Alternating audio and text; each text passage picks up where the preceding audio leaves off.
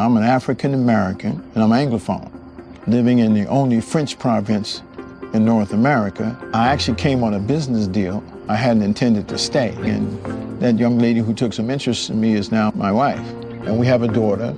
She's a business lady as well as I am. I play business like I would play ball, but I don't really consider myself a business person so much as I consider myself an explorer. I'm a God-existent kind of guy. I'm a humble servant to the Most High. And I think that the reason I had the ability to make these transitions from the United States to here and become a dual citizen is because of the will of God. I'm real clear on who I am and what my purpose is.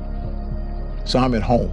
I'm a foreigner who's found a home, which is Montreal, Quebec. What inspired you to start this coffee company? After an awareness of how many animals you had to kill to make a fur coat made me take a look at whether or not I was doing the right thing. And what I ended up with is stopping that and then replacing that income with a number of different individual streams. Wow. One of which was I had access now to the best coffee from around the world.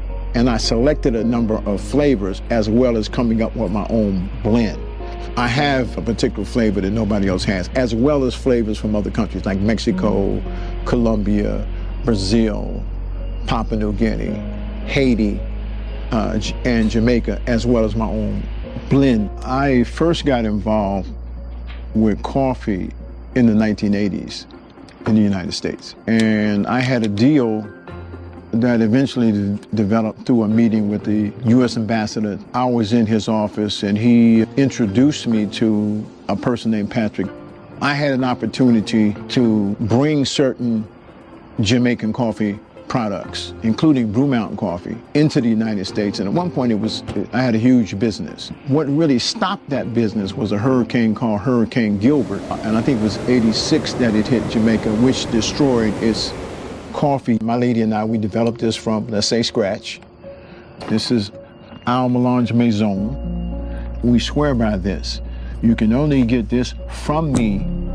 We created this. We blended it and we selected this to be our signature of our brand. The biggest producer of coffee on earth is Brazil. So when we do cold brew, we only use Brazilian coffee. This is a marvelous coffee, right? Exactly. This is fair trade and organic. We have Mexican, we have Colombian, we have a number of things. What challenges have you faced as a coffee entrepreneur, and how did you overcome them? Well, first you have to have access to the coffee, and you have to have some sense of the legitimacy of the product that you have.